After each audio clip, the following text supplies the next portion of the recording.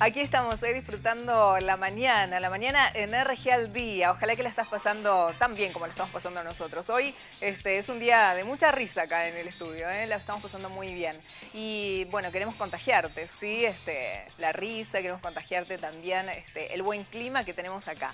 El buen clima que tenemos acá adentro, porque afuera tal vez el clima no está tan bueno, pero hay que ponerle ganas al miércoles. Vamos a hablar ahora de otra de las noticias del día. Hoy va a asumir un cargo el doctor Francisco Ibarra. Se trata del cargo de procurador penitenciario. Este cargo se creó por ley, fue un proyecto ingresado a la legislatura, fue vetado por el Ejecutivo pero insistido en el ámbito de la legislatura y finalmente este cargo fue creado. Se trata de el cargo de procurador penitenciario que tiene por objetivo velar por las garantías constitucionales de las personas privadas de su libertad. Quienes podrán acceder al asesoramiento serán todos los que con condena firme o con prisión preventiva estén privados de la libertad. ¿Sí? El doctor Francisco Ibarra es un abogado muy reconocido en nuestra ciudad. Hoy va a asumir el cargo, va a jurar en la legislatura provincial este cargo que va a ejercer por 5 años con opción a 5 años más. Es un cargo nuevo que se crea en el ámbito de la provincia de Tierra del Fuego para velar por las garantías constitucionales de las personas privadas de la libertad. El doctor Francisco Ibarra trascendió por sus actuaciones como abogado en la causa de Agustina Varela, representando a la mamá de Agustina Varela, y también es abogado de la familia de Sofía Herrera. ¿Sí? Entre otras actuaciones que ha tenido destacadas hasta ahora y por las que se lo conoce en los medios y a nivel público, digamos. Así que hoy a las 2:30 de la tarde he convocado una sesión especial justamente para que jure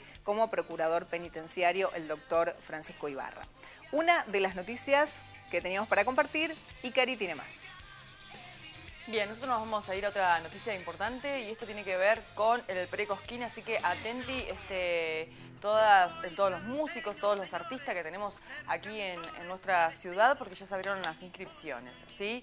Ya se encuentran disponibles las bases y condiciones para todos aquellos músicos y bailarines que quieran participar de la nueva edición del Pre-Cosquín 2016 en la ciudad de Río Grande, sede más austral del país, que tendrá lugar en la Casa de la Cultura el 31 de octubre desde las 20 horas. ¿Sí? Recuerden, el lugar va a ser en la Casa de la Cultura el 31 de octubre desde las 20 horas. Se convoca a solista vocal femenino, solista vocal masculino, solista instrumental, conjunto vocal, dúo vocal, canción inédita, narrador, costumbrista, recitador, pareja de baile tradicional, pareja de baile estilizada, malambo individual, conjunto de malambo y ballet, entre otros. Estos son los rubros que están convocando para el Pre-Cosquín 2016. ¿Sí?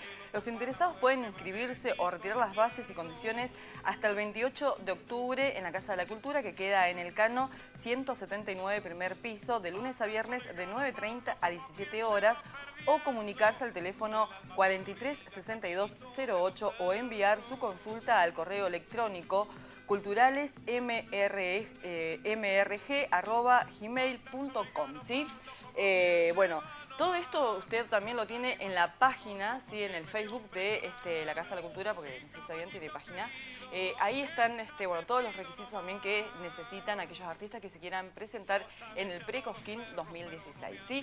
Ahora vamos nuevamente con vos, Nati. Muchísimas gracias, Cari. Sí, porque vamos a hablar de lo que hemos adelantado. El tema de hoy trata de personas. Vamos a hablar de las repercusiones de la condena para el clan liderado por Víctor Morales, propietario del cabaret Black and White, muy conocido en la ciudad de Ushuaia. Y vamos a hablar de repercusiones y también de los números de trata de personas en Argentina. Para introducirnos en este tema está con nosotros nuestro periodista invitado, Pablo Rifo Torres. Bienvenido. Muchas gracias. ¿Cómo estás, Pablo? Bien, muy bien. A las Qué carreras, bueno. como siempre, pero bien. Está bien, bueno, así andamos todos últimamente. Suele pasar. Sí, bueno, un tema que ha tenido muchísimas repercusiones. Ayer se conocieron los fundamentos. Ayer se conocieron los fundamentos, fueron entregados o fueron notificadas las partes, como se menciona, ¿no? Acerca de cuáles fueron el resultado de la sentencia que fue leída la semana pasada en el Tribunal Federal de Ushuaia. Obviamente esta decisión fue apelada por el abogado Paderne, quien lo había adelantado la semana pasada, luego de que se había conocido el resultado del fallo. Pero más allá de esto, hay algunas cuestiones que vale la pena mencionar y tener en cuenta, ¿no? Respecto de lo que tiene que ver con este fallo.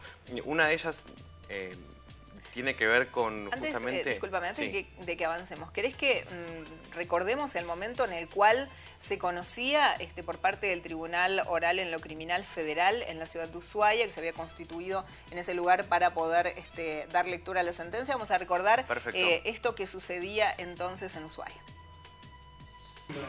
Condenando a Víctor Antonio Morales y a las demás condiciones personales sobrantes en autos como coautor penalmente responsable del delito de trata de personas, agravado por la pluralidad de autores y de víctimas, en concurso ideal con la figura prevista en el artículo 17 de la Ley 12.331, a la pena de 7 años de prisión, multa de pesos 125.000, accesorias legales y costas, artículos 145 bis, inciso segundo y tercero, texto según la Ley 26.364, 17 de la Ley 12.331, 403, 530, 531, 533 del Código Procesal Penal de la Nación, 5, 12, 40, 41, 45 y 54 del Código Penal. Tercero, condenando a Cristina Patricia Ramírez de las demás condiciones personales sobrantes en autos como coautora penalmente responsable del delito de trata de personas, agravado por la pluralidad de autores y de víctimas, en concurso ideal con la figura prevista en el artículo 17 de la Ley 12.331, a la pena de 5 años de prisión, multa de pesos 90.000, accesorias legales y costas, artículos 145 bis, inciso segundo y tercero, texto según la Ley 26.334. Muy bien, ahí veíamos entonces el momento en el cual se leía la sentencia en la sala de juicio, un clima de mucha tensión, ¿no? Sí, y además habían unas cuestiones que hay que tener en cuenta con respecto al lugar físico y a lo que sucede con la familia. Porque recordemos que era un clan familiar, o se lo mencionaba de esta manera, porque era Víctor Morales, el principal acusado en este caso, junto con 2 de sus hijos, su expareja, su pareja actual y otras mujeres involucradas que también eran parte de la familia, ¿no? El lugar era muy chico, un ambiente muy reducido y hubo mucho público presente. Entonces alcanzaron a escuchar que hubo como un aplauso ahogado cuando se lee la sentencia y se dice que Morales fue condenado a 7 años de prisión. Bueno, muchos activistas que estaban en el lugar estuvieron obviamente presentes al momento de la lectura de la sentencia, lo cual hizo que se generara un ambiente bastante tenso, ¿no? Bastante tenso y sobre todo en la cuestión, como decíamos recién, no suele ser común en el momento que todos los condenados se abracen y se consuelen entre ellos, ¿no? Eso también tuvo mucho que ver la presencia de la prensa, que fue muy importante porque lo mencionábamos la semana pasada cuando estábamos hablando desde Ushuaia. Esta es la primera sentencia que hay por trata de personas en nuestra provincia, ¿no? No a nivel nacional, pero sí en nuestra provincia. Desde la sanción de la ley de trata de personas, esta es la primera vez que se llega a una sentencia en este caso. Más allá de que se vaya a recusar y vaya a casación y haya recursos extraordinarios más adelante, es obviamente destacado porque genera una referencia judicial en torno a lo que tiene que ver con este tipo de delitos y además va a agilizar mucho el trabajo en adelante de lo que tiene que ver con el resto de las causas que hay por trata de personas. Claro, y además genera un precedente, ¿sí? Un precedente judicial respecto del tema. Una de las fotos me parece que fue más significativas fue la foto que lograste capturar del momento en el cual se leía la sentencia y el hijo, Mauro Ledesma, el hijo de Víctor Morales, rompía en llanto, ¿sí? Estaba desconsolado y su padre lo consolaba. Lo consolaba. Sí, porque... era una cosa bastante fuerte e interesante porque, por lo que les decía, el condimento especial que tenía todo esto era justamente la relación entre la familia, ¿no? Él era justamente... Es el más joven, es el que en todo caso recibió menos años de prisión, Mauro Morales. Esa es la foto que comentabas recién. El que lo abraza, el que lo consuela al lado es el padre. Él recibió 3 años de prisión en suspenso. El padre había recibido recientemente 7 años de prisión por el delito de trata de personas.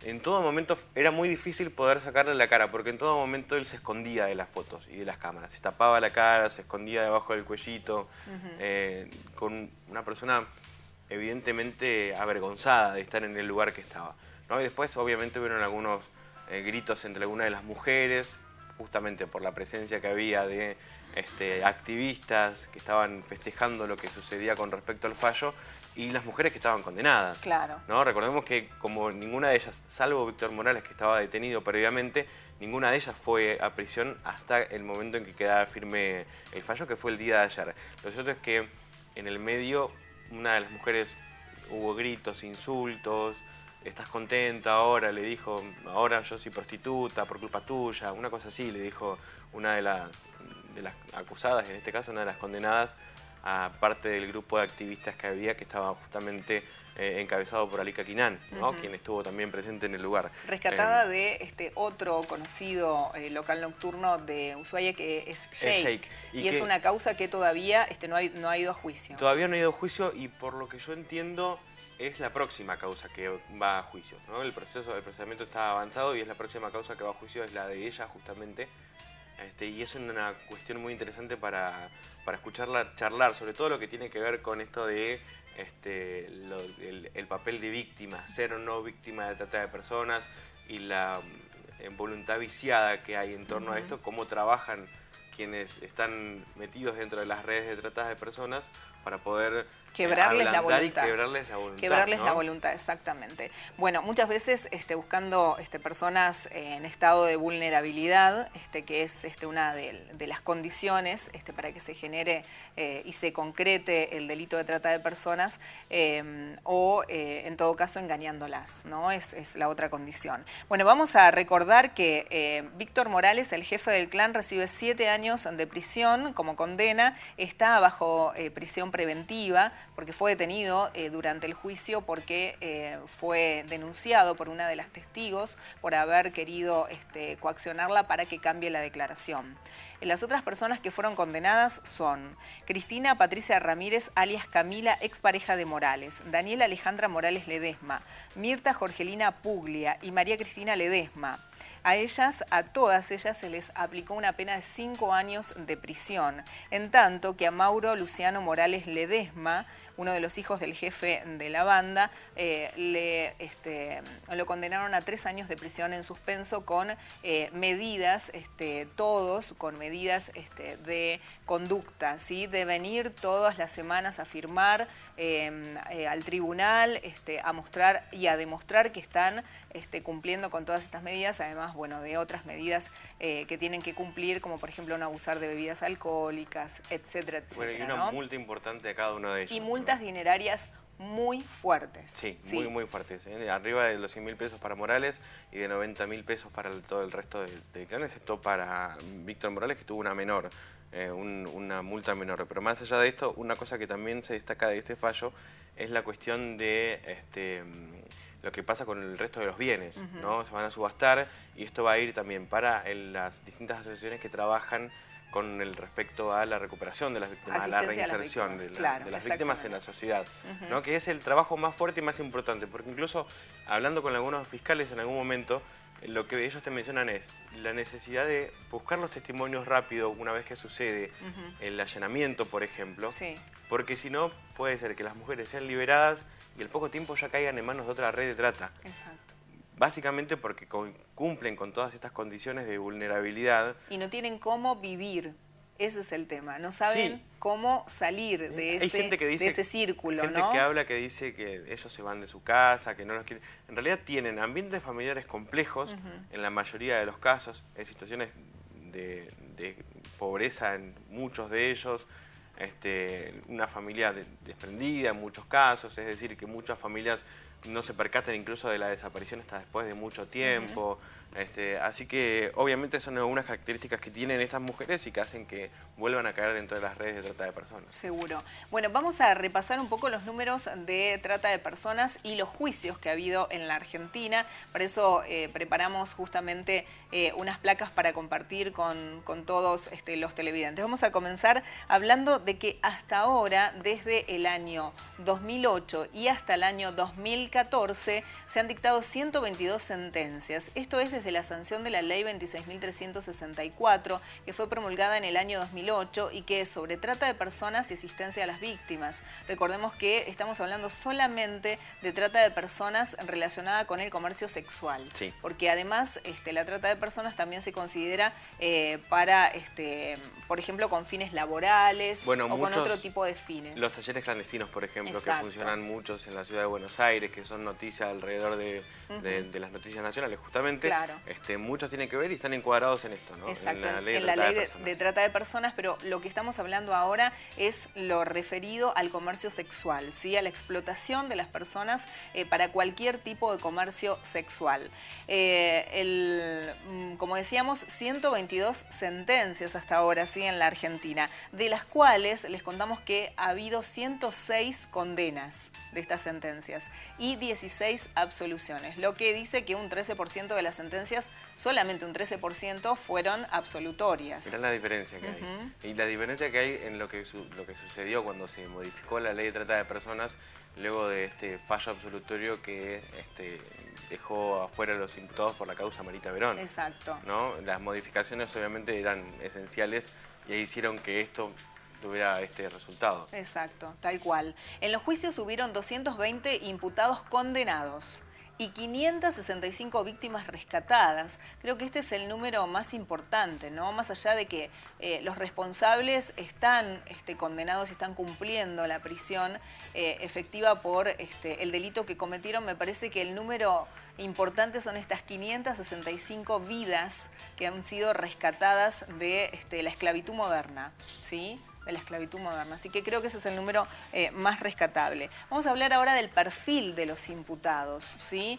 De estos 220 imputados que fueron condenados, ¿sí? El 63% fueron hombres, pero un 37% fueron mujeres. También es un número que llama la atención, ¿no? Bueno, sobre todo en el clan Morales, donde la mayoría de las involucradas son mujeres. Sí. Son mujeres y en muchos casos son mujeres que también han sido víctimas de trata de personas, que han estado metidas dentro de la red, dentro del trabajo, si se quiere, entre comillas. Obviamente es un número que llama muchísimo la atención, ¿no? Cómo llega una mujer a buscar la esclavitud de otra igual. Exacto, ¿no? exacto. Después de haber pasado por una situación como esa, ¿no? Y después de haberla sufrido. La nacionalidad de los condenados. Argentinos en su mayoría, pero también hay bolivianos, paraguayos, dominicanos y chilenos. ¿Sí? Estos son datos que brinda Protex, ¿sí? Que es la Procuraduría de Trata y Explotación de Personas. Ustedes pueden googlear, ponen Protex y pueden googlear la página, pueden acceder a este informe, es público. Sí. Y es muy interesante porque está muy completo. Además, en la página de Protex están las sentencias publicadas. Sí, también. Ellos cuidan mucho lo que publican en este caso, pero el tema de las sentencias y eso se puede revisar, entonces hay muchísima información muy interesante y completa en lo que tiene que ver con los delitos anteriores, ¿no? Que se han condenado hasta el momento. Seguro. Vamos a hablar ahora del perfil de las víctimas, ¿sí? El perfil de las víctimas, en este caso, de este informe, se desprende que el 80% son mujeres mayores de edad, en tanto que un 18% son menores de edad. Y la nacionalidad de las víctimas, ¿sí? La mayoría de ellas bolivianas, paraguayas, argentinas de provincias del interior del país, dominicanas y brasileras. ¿Sí? Esto es lo que se desprende también de el perfil de las víctimas. Bueno, más adelante vamos a ver un detalle con respecto al tema de las edades, sí. Porque en la ley, cuando se modifica la ley de trata de personas, hay una cuestión que tiene que ver con el hecho de prestar su voluntad para poder hacer este tipo de cosas. Y es interesante porque la mayoría de las mujeres son mayores de edad, sí. En este caso. Contrario a lo que uno puede pensar de que se secuestran mujeres menores de edad o chicas menores de edad y se explotan sexualmente, en realidad las redes de trata de personas funcionan muy aceitadamente respecto de lo que tiene que ver con este tipo de cuidados, ¿no? No, ella es mayor de edad y está prestando su voluntad para poder ser explotada sexualmente. Este es un detalle que obviamente vale la pena destacar con respecto a los números, ¿no? Los argumentos que utilizan, ¿no? A su favor. Bueno, vamos a revisar ahora, hasta ahora, las sentencias condenatorias año por año. Recordemos que este informe es desde el 2008 al 2014. Ya en el año 2009, después de sancionada la ley, las primeras 3 condenas. En el año 2010 ya hubo 15 condenas. En el año 2011, 20 condenas. En el año 2012... ya hubo 16 condenas, 16 más, digamos, ¿no? hasta ahí. Y después en el año 2013-18 y en el año 2014-18. Aún no está publicado lo que ha pasado durante este año, pero sí decimos que seguramente se va a sumar esta condena a los números que releva Protex con respecto a las jurisdicciones. Cuando uno revisa el informe y habla de las distintas jurisdicciones con condenas, no existíamos como jurisdicción con condena. Hoy empezamos a figurar en estos informes y en este relevamiento porque tenemos la primera condena, porque fue el primer juicio, como decía bien Pablo, el primer juicio que se realiza por trata de personas aquí en Tierra del Fuego. ¿Sí? Y en cuanto a las jurisdicciones con más condenas, la que va primera, digamos, en cuanto a los números es Mar del Plata. ¿Sí? Y después con 14 condenas. Después Paraná con 10 condenas y Rosario, Comodoro y Córdoba con 8 condenas. ¿Sí? Estos son más o menos algunos de los números interesantes que arroja este informe de la Procuraduría de Trata y Explotación de Personas. Bueno, ¿sí? hay, como decía recién, hay algunas cosas que vale la pena mencionar de los argumentos de la defensa, ¿no? De parte del abogado, en este caso Paderne, que es el abogado de Morales, pero más allá de eso se reiteran, porque toman algunas cuestiones que son como ciertos mitos urbanos o cosas que la gente ya da por sentadas, ¿no? Respecto de lo que tiene que ver la trata de personas. Está interesante poder escucharlos. Tenemos unos audios para compartir de lo que sucedía antes y luego de la sentencia. ¿Sí? Dale, vamos a escuchar. Esto es un juicio de hipocresía de la sociedad a lo que aceptaba como legal. Porque esta actividad en la redacción de la ley era legal. Bueno, lo que escuchábamos, vamos a aclarar, es Raúl Paderne, sí. Es el abogado defensor de Víctor Morales. ¿Sí? Esta fue una de las frases, digamos, más resonantes, ¿no? De las declaraciones de Raúl Paderne. Paderne. Él dijo, es un juicio hipócrita de la sociedad porque antes esto era legal, lo cual es falso, porque la prostitución no es legal hace décadas en la Argentina, ¿no? Lo que él mencionaba en todo caso es de que habían herramientas para poder llevar adelante la actividad de forma tolerada. Claro, se llaman actividades toleradas esto de colocar whiskerías y de hacerles a las chicas hacer libretas sanitarias para que hagan pases y copas, que en ningún momento nadie está diciendo que en realidad están siendo abusadas sexualmente, ¿no? Incluso el mismo Paderne utiliza mucho estos términos de pases, copas, si las chicas querían hacer un pase o no querían hacer un pase. En realidad, lo que es el pase significa que la llevaban a una habitación y abusaban sexualmente de ella. Eso es lo que se refiere justamente. Con o sin consentimiento. Con o sin consentimiento. Y aunque les pagaran una retribución económica, porque también esto fue una de las cuestiones que se hablaba, y aunque tuvieran consentimiento, esto no era legal, ¿sí? Justamente, lo que dice Paderne es que esto era legal, en realidad habían actividades toleradas que fueron modificadas con la cuestión de la ley de trata de personas, pero la prostitución no era legal y no es legal en Argentina hace años. Vamos a escuchar otro de los audios, otra de las declaraciones que emitía el doctor Raúl Paderne. Ninguna fue por ningún medio ni obligada, ni forzada, cuando ejercían la prostitución lo hacían por voluntad propia. Está más que claro y ha quedado más que acreditado. Bueno, de esto hablábamos, ¿no, Pablo?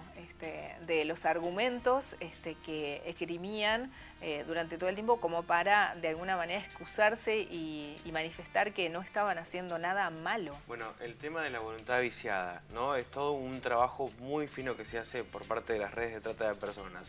El tema de la captación, de cómo llegan hacia el lugar, el transporte, esto de que las vayan a buscar al norte no es inocente, más que nada por una cuestión de que lo que hacen es sacarlas de su ámbito, de su hábitat, sacarlas de su familia, ¿no? Que ellas consideren que están solas, las drogan, las alcoholizan, les cambian el nombre. Les generan deudas. Les generan deudas. Bueno, todo este trabajo de ablande que se menciona es para que al momento de que suceda algo como esto, con un allanamiento, ella diga, yo estoy acá porque yo quiero. Que la mujer crea que está porque ella quiere, ¿no? Lo cuenta muy bien Alika Quinan. Después de que ella fue rescatada en este procedimiento de trata de personas, le costó mucho entender o darse cuenta de que era una víctima de trata de personas, ¿no? Porque lo había vivido de otra manera. Y hoy es una activista que está tratando de rescatar mujeres de este infierno. Y justamente a través de su historia, ¿no? Que es muy fuerte escucharla realmente, porque realmente ella reconoce que le costó darse cuenta que era una víctima. Totalmente, totalmente, y obviamente esto juega a favor de los abogados defensores de estas personas al momento de leer los testimonios y decir, mirá, en el testimonio no está diciendo de que ella estaba por fuerza contra su voluntad, estaba a favor de vino por el aviso clasificado, pasó lo que tenía que pasar, supuestamente. Bueno. Vamos a hablar acerca de este tema también, de los avisos clasificados, pero vamos a escuchar un tercer audio del abogado. Veían un aviso como veían un aviso en cualquiera de los otros comercios de este rubro, llegaban y pasaba lo que decía el aviso, algunas ganaban más, otras ganaban menos, hacían copa, si querían, hacían pase, y si hacían pase los cobraban. Bueno, ahí parte de las extensas declaraciones que tuvo el doctor Raúl Paderne. Hablábamos de los avisos clasificados y en los avisos no les decían lo que iba a pasar. Claro, a lo mejor decía hacer copas, pero en ningún momento se especifica qué era hacer copas o hacer pases, ¿no? Ni siquiera el mismo Paderne se anima a decir que hacer pases era justamente tener una relación sexual no consentida, por lo menos o consentida por parte del cliente. Esto es por lo menos lo que no dice en este caso. Y además otra cosa interesante que la cuestión de los avisos clasificados en esta investigación en particular tuvieron un rol preponderante porque arranca en 2009 la investigación por una serie de avisos clasificados publicados en el diario Clarín. Surge una nueva pista cuando una mujer hace una denuncia por el paradero de su hija y ahí arranca puntualmente la investigación en este local en Ushuaia. Fueron 2 años de investigación en donde se involucró obviamente distintas fuerzas, donde hubo también escuchas telefónicas, donde hubo uso de cámaras, bueno, todo esto que además permitió o permite a los fiscales demostrar de que es un delito complejo, de que el delito de trata de personas merece esta categoría que tiene actualmente, porque es un delito complejo y necesita funcionar a nivel federal. Claro, En la y es difícil de probar, es difícil de probar. Bueno, lo cierto es que ayer se leyeron los fundamentos, o sea, se entregaron también los fundamentos a las partes, tienen 10 días las partes para presentar algún tipo de recurso, lo tienen que hacer ante el Superior Tribunal de Justicia, probablemente el abogado defensor de Víctor Morales y del resto de las personas condenadas presente un recurso de casación, se llama, y con posibilidad de hacer reserva de caso federal. Esto significa que puede también incluir en el recurso de casación, quejándose de esta condena, puede incluir un pedido para que si el Superior Tribunal de Justicia llega a confirmar la condena, pueda ir en queja, digamos, con un recurso extraordinario a la Corte Suprema de Justicia de la Nación. Estos son los pasos que se siguen. Para que la condena quede firme todavía falta. Entonces, las personas que fueron condenadas, la mayoría de ellos van a continuar en libertad hasta que esta condena quede firme. El único que todavía va a continuar con prisión preventiva es el jefe del clan, Víctor Morales, porque fue detenido, como decíamos, en medio del juicio por haber querido coaccionar a una de las testigos. Bien. Bueno, un tema interesante, complejo. Lo último que yo quiero decir, Pablo, es que todos tenemos un rol importante en esto como sociedad. Cambiar nuestra mentalidad, cambiar nuestra manera de ver este tema. Creo que ha sido una decisión importante prohibir los cabarets en la provincia. Hay gente que no está de acuerdo con esto. Tienen muchos criterios y muchos argumentos porque dicen que han proliferado los privados. Creo que se necesita más control, se necesitan más denuncias. Si saben dónde funciona un privado, denúncienlo. El número 145 es el número para hacer denuncias. A nivel nacional, en cualquier lugar que se encuentre. Todos podemos denunciar, ¿sí? Todos podemos sumar para que se termine la trata de personas en el ámbito de lo que es el comercio sexual. Y acuérdense que sin clientes no hay trata y esto no es simplemente una frase hecha, esto es real. Así que todos podemos luchar contra la trata de personas. Así es. Vamos a dejar de naturalizar el tema. Tal cual. Eso es más importante. Exacto. Pablo, gracias. Por como favor, siempre, faltaba más. Un fuerte aplauso para despedir a Pablo Rijo Torres, que nos visitó en RG al Día. Nos vamos a la pausa, ya volvemos.